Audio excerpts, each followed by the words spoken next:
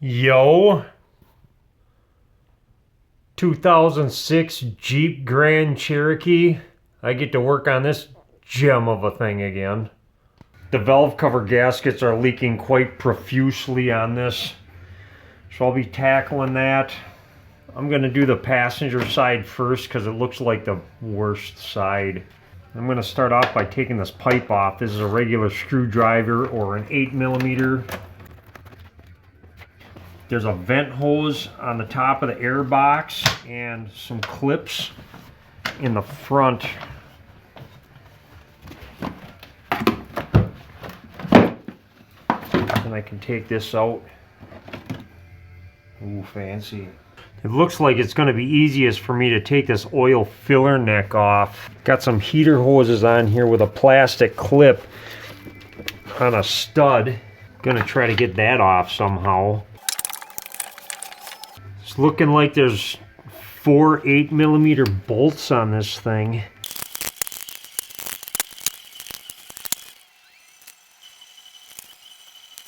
Yeah, I got a whole bunch of annoying things in my way. Gonna unplug this air temp sender. I have a whole bunch of plastic clips on studs.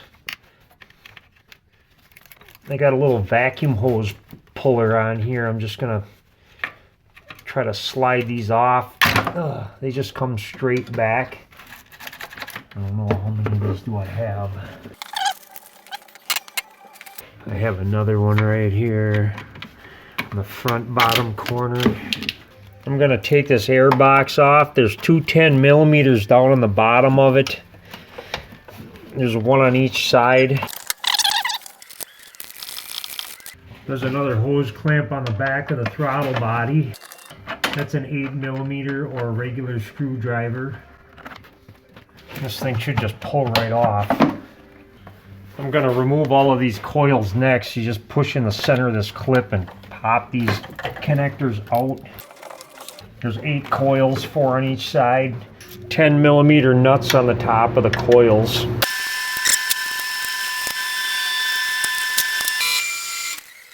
Before I get too carried away, I'm going to blow this out really good so hopefully I don't get any dirt down into the engine when I take this valve cover off.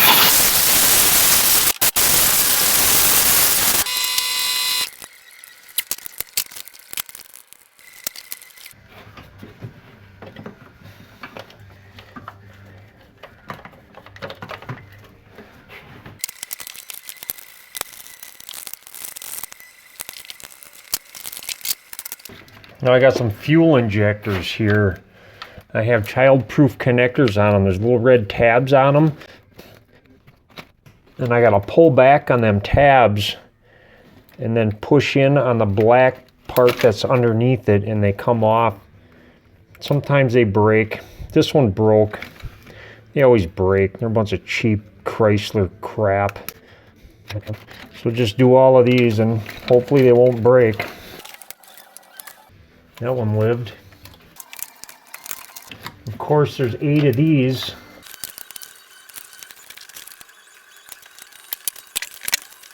Got a throttle position sensor here. There's a tab on the bottom you push in and pull out on that. And then this is the IAC. This has got a child-proof connector too. You pull back on that red connector and that comes out. I have a fuel line here I got to disconnect. There's a clip that holds it in really good. And I got one of these fancy tools I can use to try to get this fuel line off. I think this is the 5/16 one. You just put it around the fuel line and pull up as far as you can and pull out on this. And if there's fuel pressure in here, it's going to squirt all over the place and make a big mess. And it didn't really do that for me, thankfully. I'm going to loosen up the gas cap on it too, because if there's any kind of pressure in the tank, it's just going to slowly push out of that fuel line. I don't want that to happen. Now I can just get the rest of these fuel injectors unplugged. I'm going to use a little hook tool to get the child-proof connector back because I can barely get at the thing. And this one is not fun to get at all. And I got it. Then I have 4 8mm on this fuel rail. They're bolted onto the intake manifold. Now that I got the 4 bolts out of this fuel rail, it feels like it's loose. I just want to gently pry up on it. I'm just going to wiggle it around while I pry on it real gently until these injectors pop up. And I should be able to get this injector rail out of here. Make sure all these O-rings didn't fall out or anything. I'm just going to vacuum this up a little more.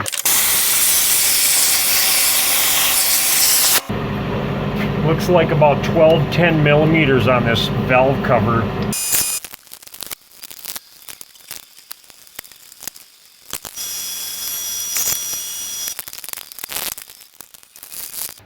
I think I have it all unbolted now. I'm just going to get in here with a screwdriver, pry up on it a little bit.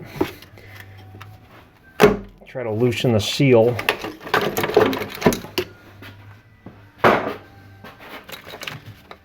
And I'm going to try to squirrel this out of here.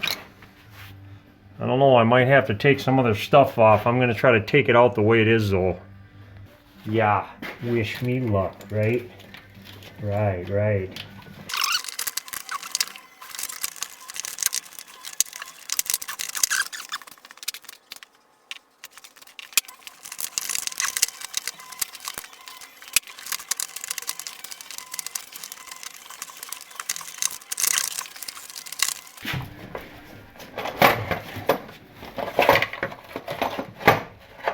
You got to be quite the magician to get that out, but it comes out. I suppose I could have unplugged these wires too. It might have made my life a little bit easier. I'm going to unplug these just so it's easier for me to put back in. This child-proof connector, there's a little red tab you gotta push on one side and then push it through. And this one unplugs. The child-proof connector on this one that pulls straight up, and oh, it came all the way out. Yeah, that might be a little easier that way. Get them out of the way. What a mess. What a mess of crammed in stuff. Remove rock hard valve cover gasket. Well, it's not quite rock hard.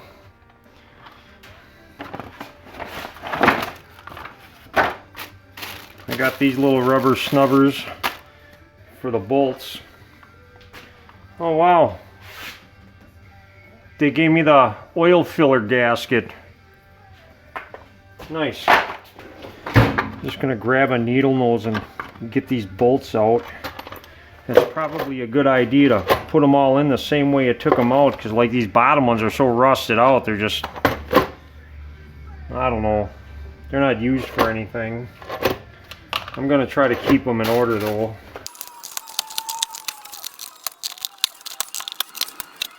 I just cut these old ones off with the side cutters. They pull off sometimes too.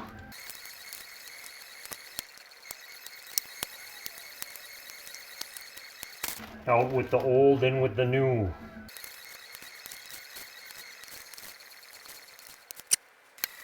I'm gonna wipe this groove down.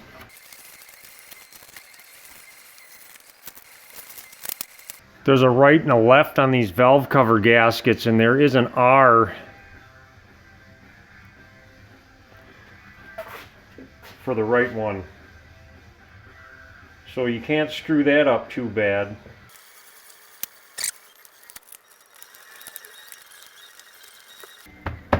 Press it in. It should stay in while I force this bugger back in there. I'm not gonna put these bolts in either until after I get this cover in. It'll probably go in easier that way. I'm gonna clean this gasket surface as best as I can.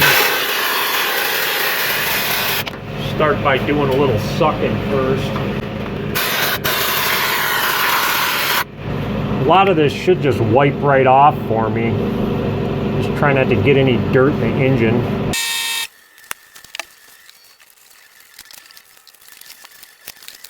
Whatever wouldn't lift off with a rag, I'm just going to hit with a razor blade. Scrape all this junk off.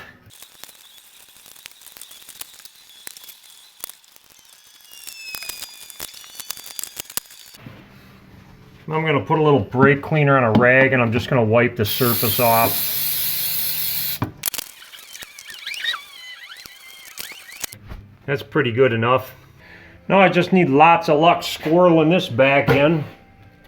I'll just try to put it in the same way I took it out.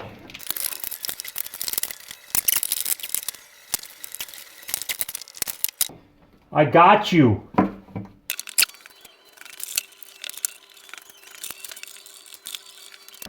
We got a couple ground wires in the back I gotta watch out for. Make sure I didn't sandwich them in the valve cover. All of these get tightened to 9 foot-pounds. I'm just gonna start in the middle and work my way out. And I'm just gonna snug them down for starters before I get them really tight. I'm gonna use a little swivel this time.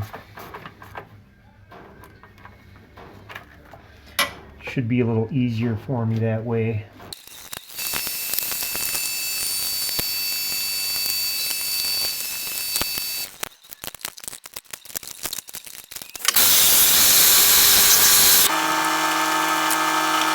This side's crammed in here real well too. I can only hope it's going to be easier than the other side.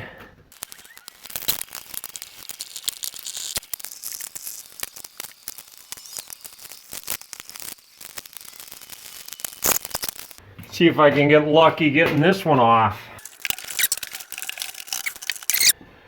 Here, I thought this would be the easy side. This thing is crammed in here. There's a big glob of everything in my way.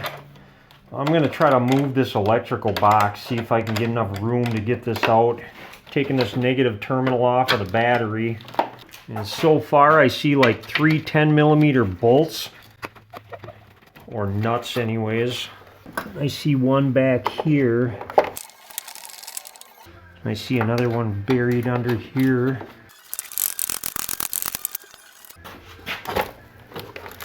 I'm going to pull this out of my way as much as I can.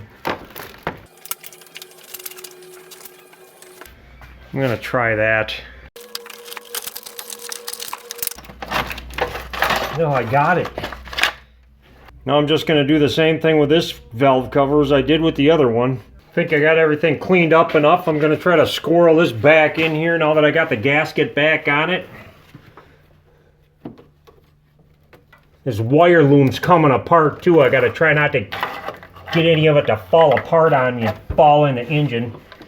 What a mess.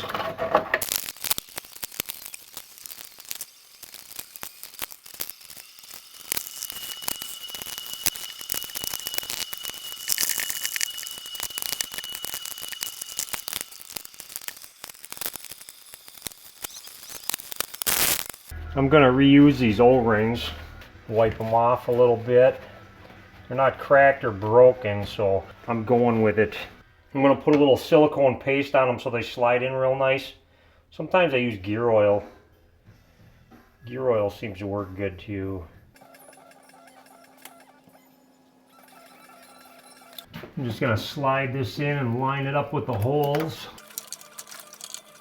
When they're lined up right, I can just wiggle them around a little bit and push them in. Same as a valve cover, I can torque these to about 9 foot-pounds and they're going to be just fine. Plug all this junk back in.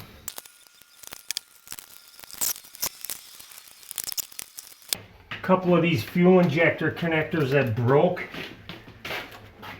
I'm just going to put a glob of gasket sealant on it after I push it in, just to kind of try to hold it in place. It usually holds them in pretty good. Two of them broke, the two in the front. And this way too, if you want to take them off, you just give them a good yank and they come off pretty easy. If they pop off, you'll know. It'll pull a misfire code. Pull these heater hoses back up. Make sure they don't get fried on the manifold. Coils, coils, coils. I just snug these up a little too. I don't get them like really tight, because if the nuts get rusted or if they're too tight, then the bolt for the intake manifold is going to want to run out with the nut, and then you got a pain in the butt on your hands. So I like to just get these snug. A new gasket came in the gasket kit for this. Pretty self-explanatory. Peel one off and put one in.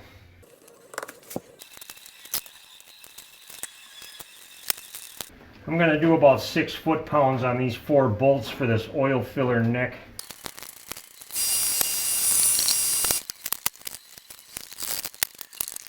People have been complaining once in a while because I do a video and then they don't hear it run after I put it all back together. So they're like, well, did it work? Does it run? Blah, blah, blah, blah. Well, here it is.